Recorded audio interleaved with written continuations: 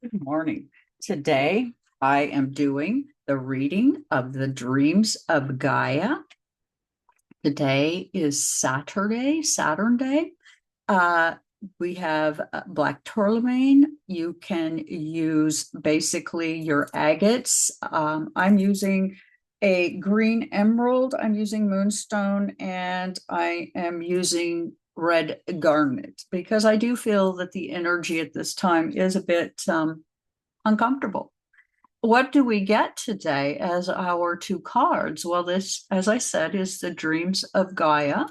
I did the reading at 6:45 a.m. Today is January 11th, 2025, which is going to be giving us a lot of ones. January is one, the 11 is one, and then our nine. So it does come out to a 12, which is like covering all 12 of our houses, if you think about it. The 12 is sort of a, um, a reminder that we are a part of a system, a cycle, and it happens in 12 segments.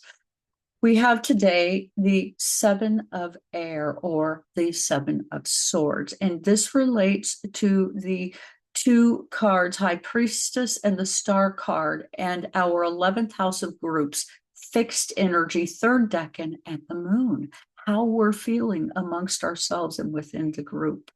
And what does it have to do with? Well, it's saying our decan, in a way, is relating to something that's impaired or lacking, as swords relates to areas of the mind.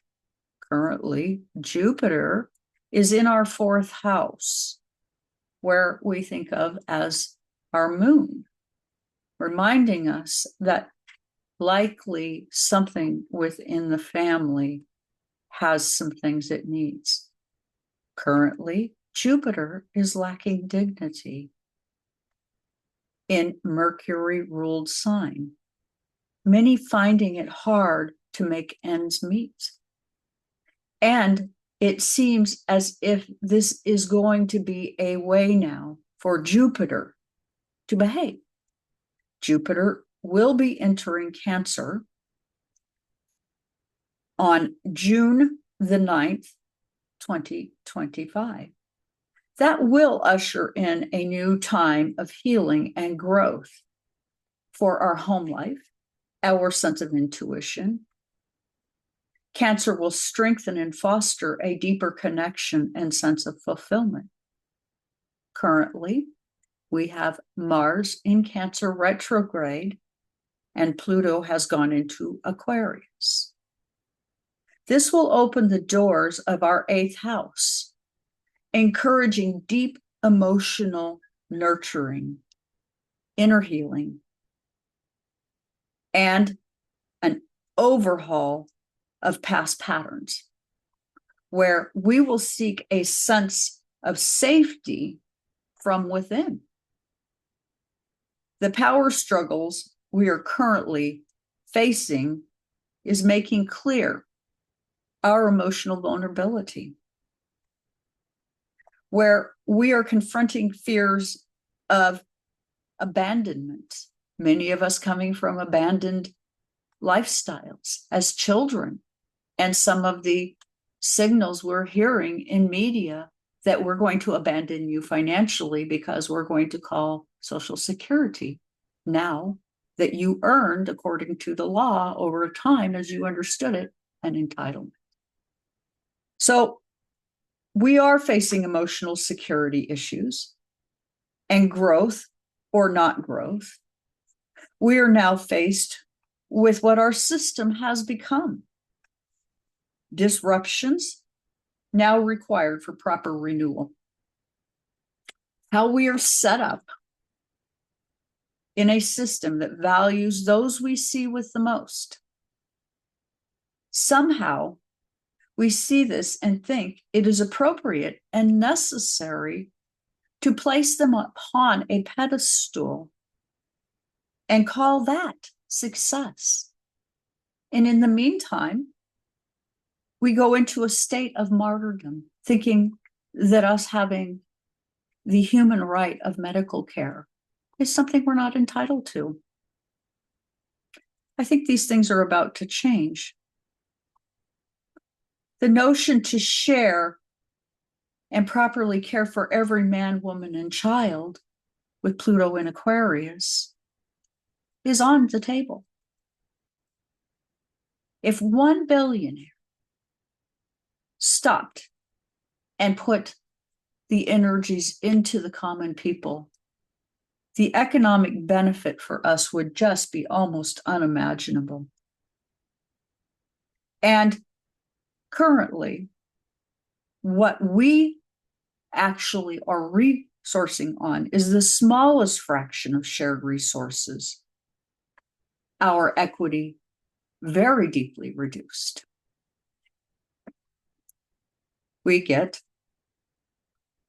the 3 of Earth, which relates to the Tower and the Devil. Mars in Capricorn, 2nd Decan. Our mental clarity or entrapment of our mental clarity and how we manage our resources. We must be prepared to sacrifice. Groundwork has been laid for the future. It is time to understand that long-term goals, despite our challenges of redirection, Mars in Cancer, has a driving ambition, structured action with tangible results possible. In order to heal, we must see what we are healing from. And again, many of us coming from broken families. We live our lives going around and around in a cycle of time, in a cycle of signs, houses, and planets, having things come up over and over again, where we commit to properly learning who we are and how to resolve conflicts we have. We need to step into collaboration with like-minded souls, creating a solid base that leads to breakthroughs. Uranus enters Gemini on July 7th, creating a space where innovation that's highly unexpected will likely go through striking change. Education obviously will become an online process and is becoming an online process as we speak. Learning bringing us intellectual freedoms, as we have experienced much of our education behind paywalls, keeping many underinformed and held down.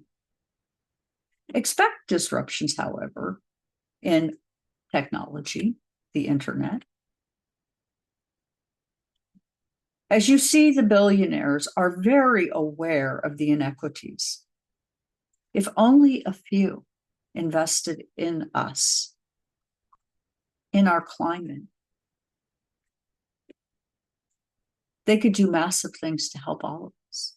But generally, there are 2 billionaires that do influence and attempt to contribute to the climate. That's Gates and Bezos.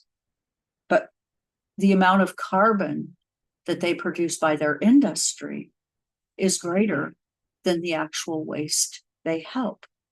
And you see this type of energy that we are under at this time is very out of balance. And the earth itself is at a tipping point. And it might not be up to us, the people, how this goes. But you can bet it's all about to change. And although it feels very scary, it will change for our good.